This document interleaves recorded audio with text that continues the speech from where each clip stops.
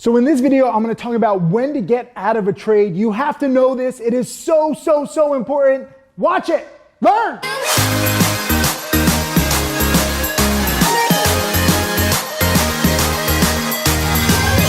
Hey, be sure to subscribe on my channel and click that little alert notification bell so you get alerted when I give you more of my wisdom.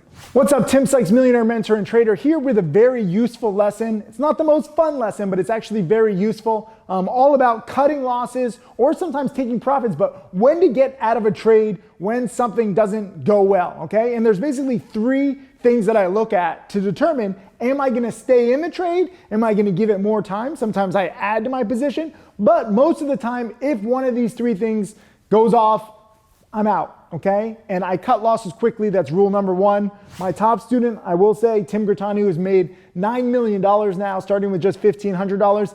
He cuts losses intelligently, but he's also been doing this now for nearly a decade. He's made a lot of money. He can afford to be aggressive. When you're in the beginning stages of your trading career, you cannot be aggressive. So rule number one is cut losses quickly. And the first indicator that I look at is this a speculative trade or is this a go-to pattern? So I do tons of different trades. Sometimes it's speculative, like where there's a stock spiking on a big contract near the market open. I think the contract is big enough, it gives a small company credibility. Maybe a big company is investing in them too. It's speculative, but these stocks can really run sometimes pre-market or right near the market open. Lately, there's been a lot of short sellers. So even if the company has done badly in the past, it can really run 50, 100, 200% in a day. But that is a speculative pattern. So if I'm in a stock and I know that it's a speculative trade, and I say that in my alert, if it does not spike right away near the market open,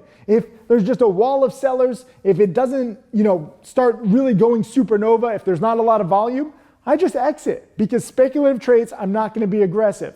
Versus if it's a go-to pattern where I'm shorting the first red day on a pump and dump that's been up for 12 days in a row, and now this is the first day where it's cracking, it's probably going to drop 50 to 90%. Even if it goes up a little against me, but it's still red on the day, I'm going to give it more time because that is a go-to pattern. So you have to ask yourself, are you in a speculative trade or a go-to pattern? Those are just some simple examples. A second thing I look at, price action, okay? It's not enough just to know, is it a speculative or is it a go-to pattern? What is the price doing? If I am buying a stock, let's say I want it to be, a multi-day breakout, an intraday breakout, and I'm buying it right above the breakout point, because you should wait for the breakout to actually happen. Otherwise, if you start anticipating breakouts, you're going to have a lot of frustration. It's going to fail a lot. A lot of breakouts these days fail. But if I buy the breakout and it doesn't keep breaking out convincingly, I get out. Okay? I know this is a tough point for a lot of people because they say, well, what if you get out and then it comes back up?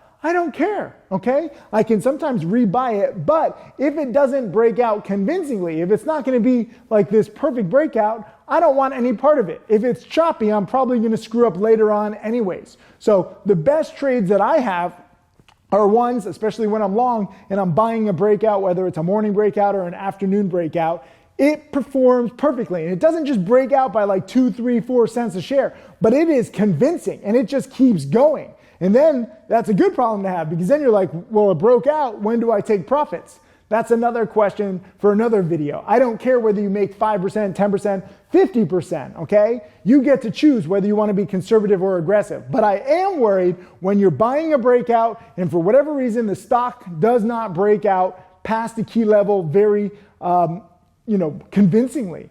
I don't care if it breaks out by 1, 2, 3 cents a share. This is not an exact science.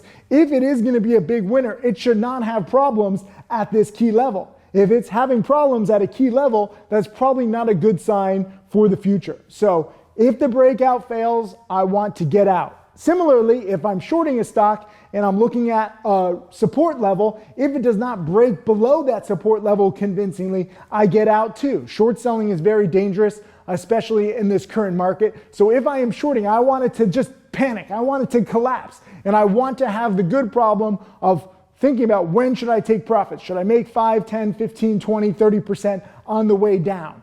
Those are good problems to have, but you should not be thinking, oh, is this breakout gonna fail? Is this breakdown gonna fail? That is a bad sign for your trade. In choppy stocks, I don't mind not taking profits. I don't want to deal with the frustration. I don't want to deal with the stress. One of the most proudest moments, I would say, of my past few years of trading is really reducing the stress, reducing the potential for big risks and big losses. So by cutting losses quickly, by looking at the trade, is it speculative? Is it a go-to pattern? Is it breaking out? Is it breaking down? That's what I have to determine to get out very quickly and protect myself. And sometimes I will get out with like a 1% gain. I don't have to wait for losses. Some people say, oh, rule number one is cut losses quickly, just get out when you have a loss. I don't want to wait for a loss. If a stock is not doing what I think, I just get out and I make 1 or 2%. That's not scalping because I'm not going for making 1 or 2%. Scalpers try to make 1 or 2% and they're like, well, I got my 1%, I'm out. That's another flawed strategy. I like going for 10, 20%, but I will exit a trade if it does not perform up to my expectations. And my expectations are high in order to keep this less risky, less stressful for me.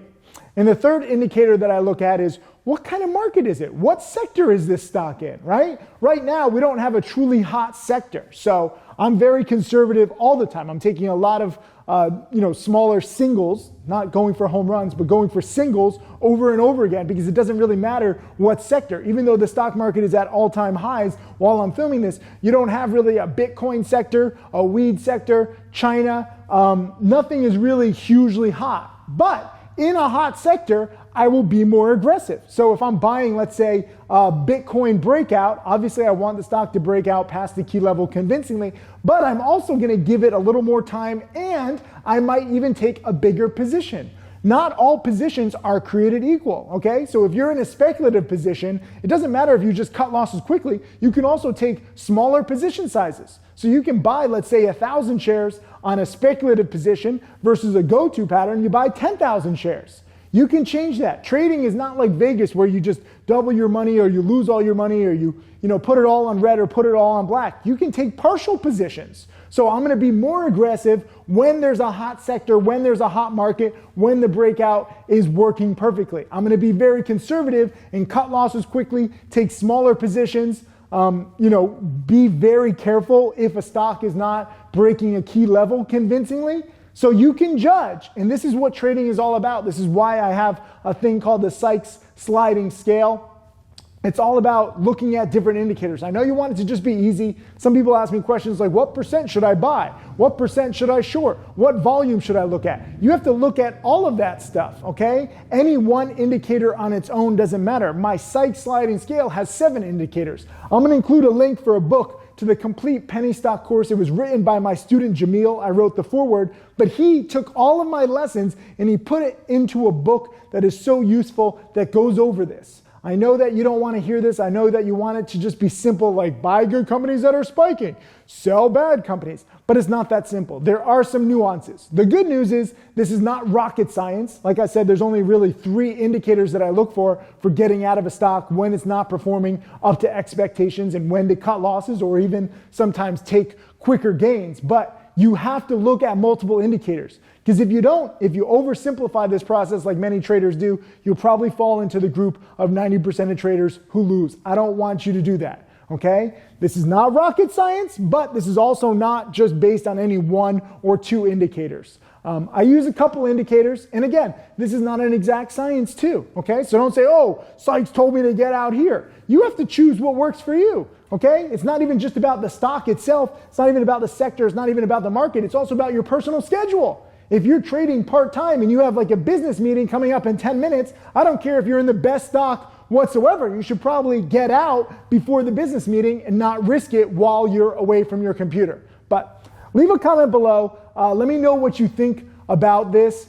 Do you like taking profits quickly? Do you like taking losses quickly? Do you want to be more aggressive? And do you understand these nuances so that it's not an exact science and you're constantly tinkering to find what works best for you and what works best in the current market environment? The market changes. Sometimes you can be more aggressive if there's a hot sector, if you're in a stock in that hot sector, or be more conservative if there's no hot sector, or if you're in a stock in a sector that's not the hottest sector in the market. You got to think about this, okay? This is Trading 101. I've been doing this 20 years. I know it's Might be confusing in the beginning, but trust me, it gets easier. So let me know if you like this video in the comments below. And also, if you want to learn more, like I said, there's a few nuances.